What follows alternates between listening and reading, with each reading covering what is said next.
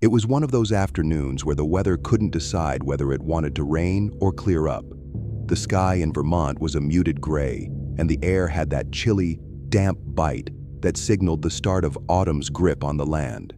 My friends and I were on a much-needed break from work, having decided to get out of the city and take a long drive through the back roads of Vermont.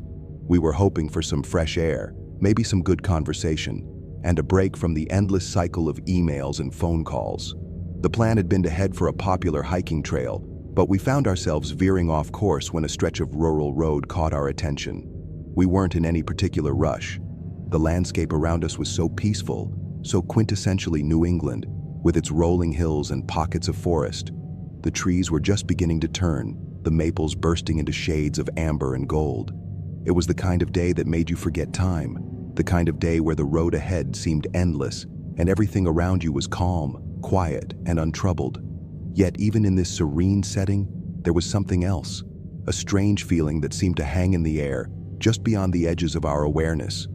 It started innocently enough, with us driving through the winding roads and exchanging stories of old college days, until we turned onto a particularly narrow stretch of road. The houses grew fewer and farther apart, and the woods became denser, the trees almost closing in around us. That's when we saw it, a house tucked away behind a line of thick trees, barely visible from the road. At first glance, it looked like just another old, abandoned farmhouse, but something about it made us stop. We pulled over to the side of the road, the gravel crunching under the tires as we parked. Alex, who was always the adventurous one, was the first to speak up. "What do you think?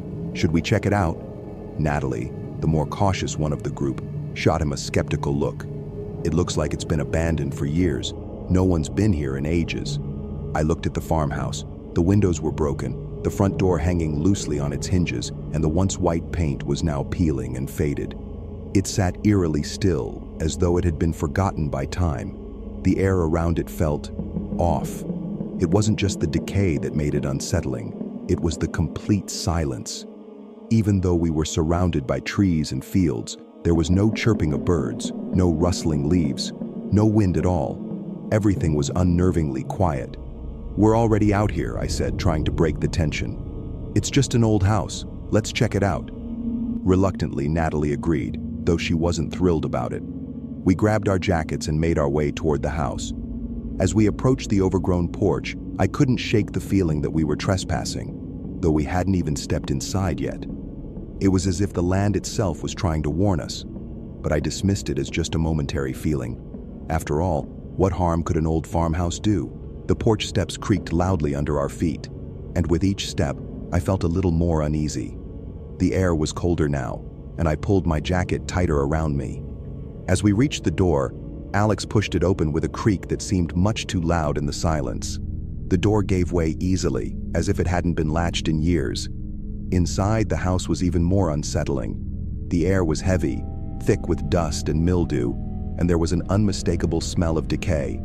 The once grand space had been reduced to crumbling walls, cracked floors, and broken windows.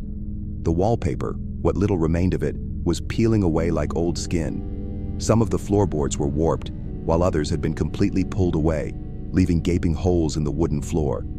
I felt an odd sense of dread wash over me as I stood there, surveying the room.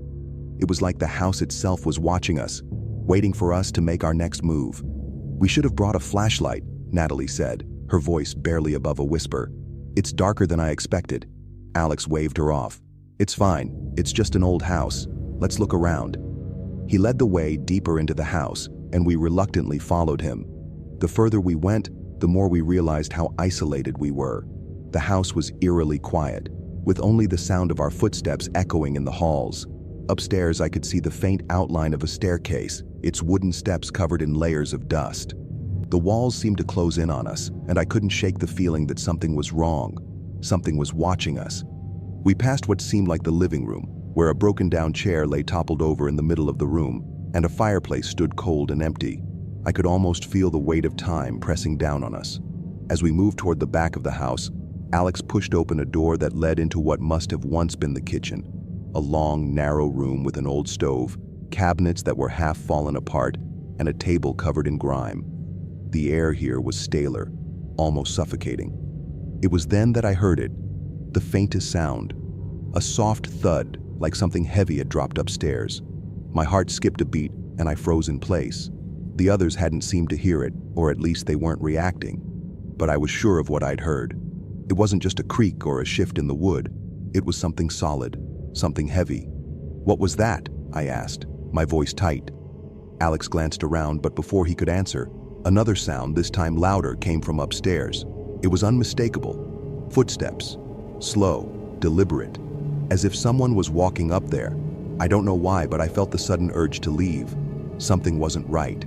The house felt alive in a way that made my skin crawl. "Let's go," I urged. But before we could move, a voice, a soft, almost inaudible whisper, drifted down from the stairs. "Get out!" It was so quiet that I wasn't sure if I had imagined it. But the others had heard it too, and their faces went pale. "Did you hear that?" Natalie asked, her voice trembling. "Let's get out of here now," Alex said, his tone no longer casual. His usual bravado had faded, replaced with something more frantic. We turned quickly, rushing back toward the front door.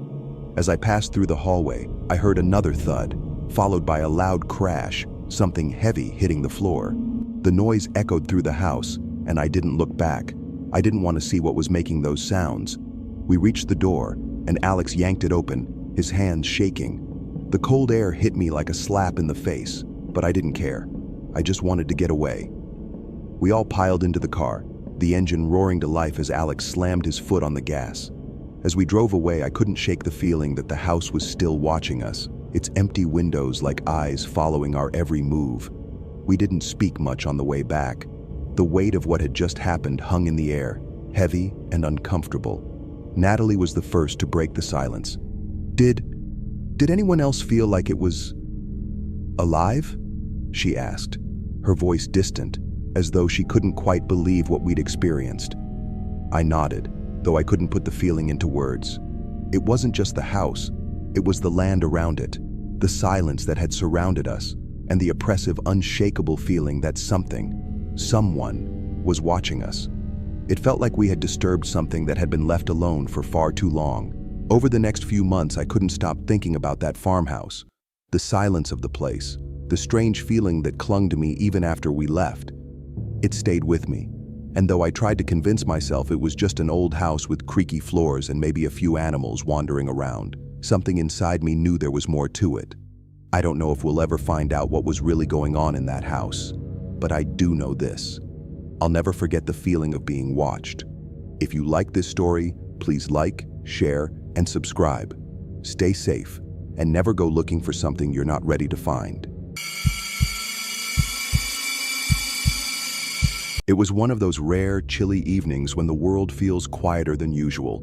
The kind of cold that crept in slowly, gnawing at the edges of the day until the warmth of the sunlight had been completely swallowed up by the dark. I had just finished work and was tired, but something nagged at me to take a different route home. I was about to drive my usual way when, for reasons I can't quite explain, I found myself steering my car down Old Farmhouse Road. I'd driven past it countless times, but I'd never once thought of stopping. I had heard the stories, of course, local legends whispered by the older folks who had lived in the area for decades. Most people laughed them off as old wives' tales, nothing more than fanciful ideas conjured up to entertain children. But tonight, something in the air felt different. The road, dark and winding, beckoned to me in a way I couldn't ignore. I had never seen the road so still before. The trees that lined it were massive, their branches curling above like ancient fingers grasping for something. But the sky above them was oddly clear, with not a single cloud in sight. It was a stretch of road that passed by a few old farmhouses, their once vibrant exteriors now faded and weathered by years of neglect. One house in particular always caught my eye, a decaying farmhouse that looked as though it had been abandoned for decades. It wasn't the kind of house people would want to live in. The roof was sagging in places, and the windows had long since shattered. I had always been curious about it, though. There was something about the place, something that always made me feel uneasy whenever I passed by. I'd driven past it on my way home many times, but had never taken the time to stop and explore. Tonight, though, I felt an irresistible pull. I slowed down the car as I approached the farmhouse, the tires crunching over the gravel road. The house seemed to loom larger than I remembered, casting long, dark shadows across the yard. The weeds had overtaken the once pristine garden, growing wildly in every direction, as if nature itself were trying to reclaim the land. The rusted gate hung loosely on its hinges, barely held up by the overgrown ivy that had crept up around it. Something about the place felt suffocating, as though the very air surrounding it was thick with history. I parked my car near the gate, and for a moment, I sat there staring at the house. The wind had picked up slightly, sending a cold gust through the trees, causing the leaves to rustle. I felt a chill crawl up my spine. I didn't know why I had this urge to go inside, but something deep within me urged me forward. Without thinking, I opened the door and stepped out of the car. The cold air hit me immediately, sending a shiver down my back, but I ignored it and walked toward the gate. It creaked as I pushed it open, the sound sharp in the otherwise silent night. As I stepped onto the property, the first thing I noticed was the absolute silence. No insects, no animals, not even the usual sounds of rustling branches, just the quiet, oppressive air. The ground beneath my feet was uneven, with patches of dirt and old stones scattered around, remnants of what used to be a driveway. I made my way up the porch steps, each one groaning under my weight. The wood was old, chipped, and splintered, and the railing was barely hanging on. The house seemed like it was barely holding together, and yet I felt like it was watching me, waiting for me. I reached for the front door, and to my surprise, it was unlocked. My first instinct was to turn away, to leave, but something inside me, curiosity perhaps, pushed me forward. The door creaked open slowly, revealing a dark, musty interior. The smell of damp wood and mildew hit me immediately, and I nearly gagged. The inside of the house was even worse than I had imagined. The floorboards were cracked and warped, the walls lined with old faded wallpaper that had peeled away in places, exposing the wood underneath. Dust filled the air, thick and oppressive, and it felt like no one had been in here for years, maybe even decades. The faintest light seeped in from the cracked windows, casting long, distorted shadows across the room. The furniture was sparse, but the pieces that remained looked ancient, like relics from another time. An old, dusty rocking chair sat in the corner, its seat worn down from years of use. A broken table with mismatched chairs lay against one wall, and a painting hung crookedly on the opposite wall. The image was too faded to make out, but I could tell that it had once been beautiful, now a mere ghost of its former self. I walked further into the room, my footsteps muffled by the thick dust that covered everything. And then I heard it, a soft, distinct thud coming from upstairs. I froze, my breath catching in my throat. It was so quiet that the sound seemed unnaturally loud. My heart started to race as I strained my ears, listening for any other sounds. But there was nothing, just the thud again, as if something or someone was moving around upstairs. A chill swept over me, and I felt a wave of unease. At that moment, I considered leaving. I should have turned around and walked out the door, but for some reason, I didn't. I was drawn to the stairs, my curiosity overpowering my sense of caution. I moved toward the staircase at the far end of the room. The stairs were steep and narrow, and the wood creaked under my weight as I ascended. The air grew colder the higher I went, and I could feel the hairs on the back of my neck standing up. There was a heaviness in the air, as if the house itself was holding its breath, waiting for something. When I reached the top, the landing was dark. The only light came from the thin slivers of moonlight filtering through the gaps in the broken windows. My eyes slowly adjusted to the dim light as I looked down the hallway. At the far end, there was a door slightly ajar. I couldn't make out anything inside, but the door seemed to be beckoning me. Without thinking, I moved toward it. The door creaked open under my touch, revealing a small bedroom. The room was sparse, with a bed covered in a thick layer of dust. The curtains, once white, were now yellowed with age, and the air in the room smelled stale, like it hadn't been opened in years. My gaze immediately fell to a large wooden chest at the foot of the bed. It stood out from the rest of the room as though it didn't belong. The surface was scratched and scuffed, and it looked like it had been moved around multiple times. I approached the chest, my hand reaching out to touch it, when suddenly the door behind me slammed shut with a force that rattled the entire room. The sound was deafening. My heart leapt in my chest and I spun around, panic rising in me. But there was no one there. The room was empty, save for the chest. I felt a cold sweat break out across my skin as I backed away from the door trying to open it, but it wouldn't budge. I pushed harder, my shoulder slamming into it, but the door was stuck. Something, or someone, was keeping me inside. The air around me grew thick with an oppressive cold, and I could see my breath fogging in the air. The room felt like it was closing in on me, like the walls themselves were pressing in. The footsteps started again, this time closer than before, right behind me. I turned quickly, my pulse hammering in my ears, but the room was still empty. The footsteps stopped as soon as I turned around. I spun back to the door, my hands frantic now as I pulled at the handle, trying to break free, but the door wouldn't open. The footsteps were growing louder, the sound echoing in the small room. I felt a presence behind me, an unseen force that seemed to be watching me, waiting for me to make a mistake. In a final, desperate attempt, I slammed my shoulder into the door with all my strength. This time it gave way, and I stumbled out into the hallway, my breath ragged and frantic. I didn't stop to look back. I didn't care to see what was behind me. I ran down the stairs and out of the house, my legs unsteady beneath me.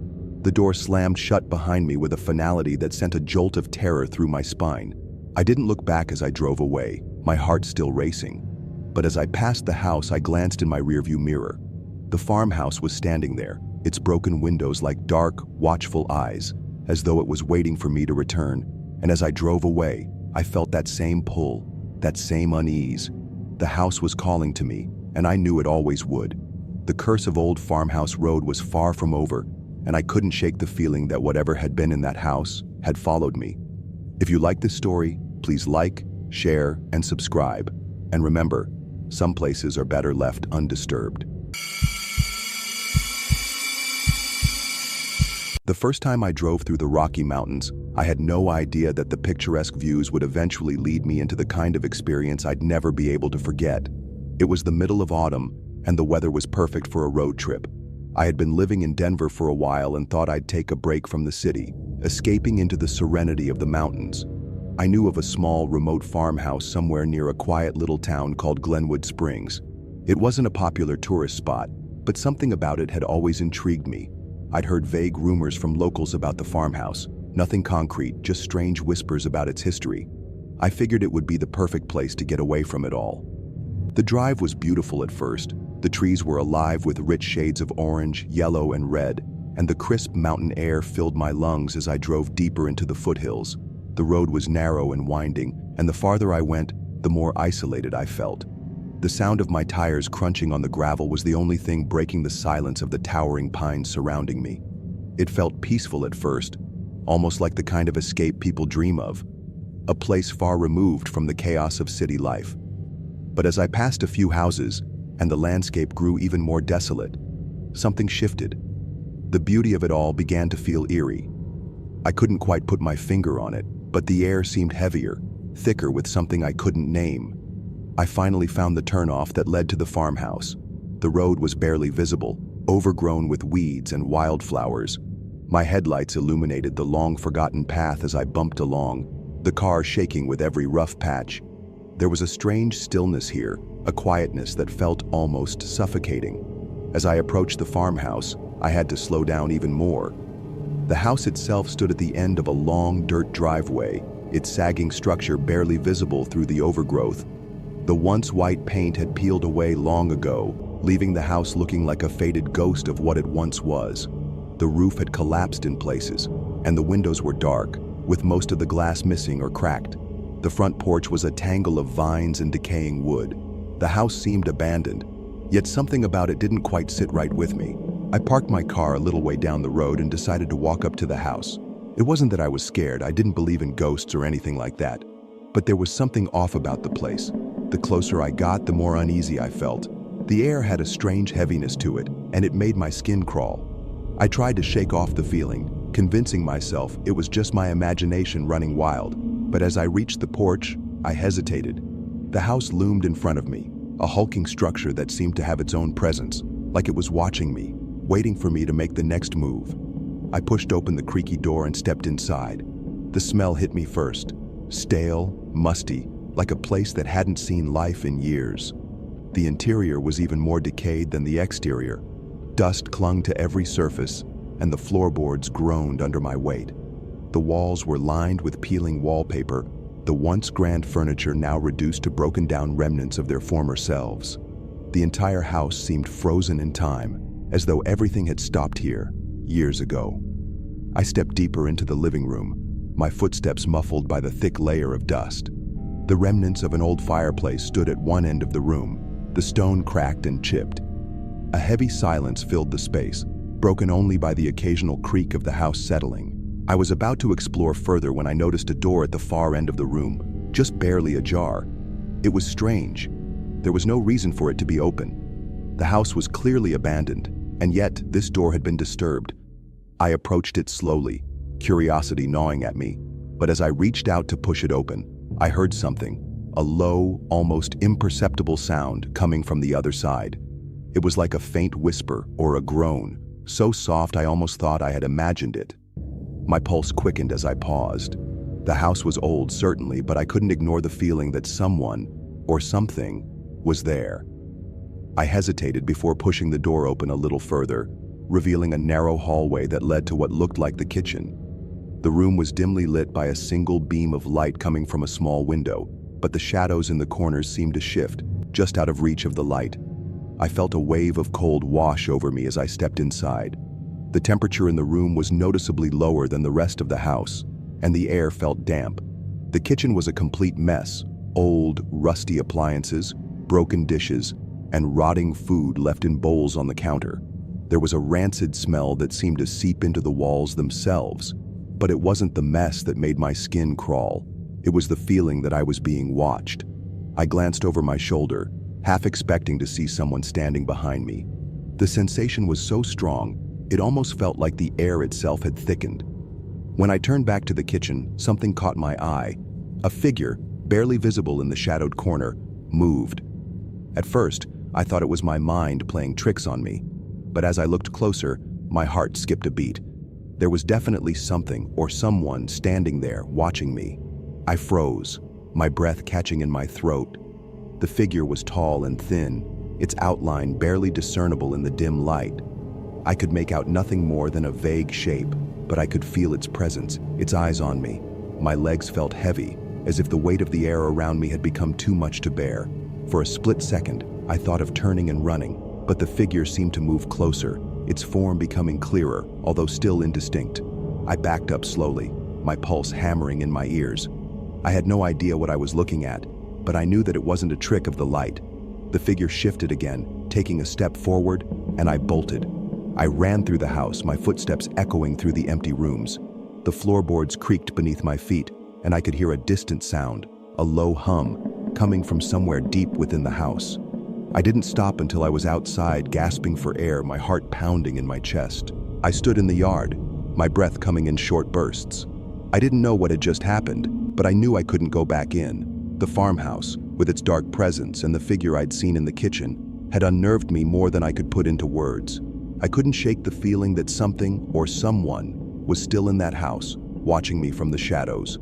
The air was thick with unease, and I couldn't escape the thought that I had stumbled onto something far more sinister than I'd anticipated. I left the property immediately, not even looking back until I was safely back in my car. As I drove down the winding road away from the farmhouse, I glanced in my rearview mirror. For just a second, I could have sworn I saw the silhouette of a figure standing on the porch, watching me leave. I quickly turned my eyes back to the road, my hands gripping the steering wheel. The wind howled outside, carrying with it the faint echoes of something I couldn't explain. I couldn't shake the feeling that something had followed me. I've never gone back to that farmhouse, and I don't think I ever will. I don't know what I saw that day, or who, or what, was in that house, but I can't shake the feeling that it was waiting for me. The hairs on the back of my neck still stand up when I think about it, and I can't help but wonder what might have happened if I hadn't left when I did. If you like this story, please like, share, and subscribe. And always remember, sometimes it's better not to wander off the beaten path.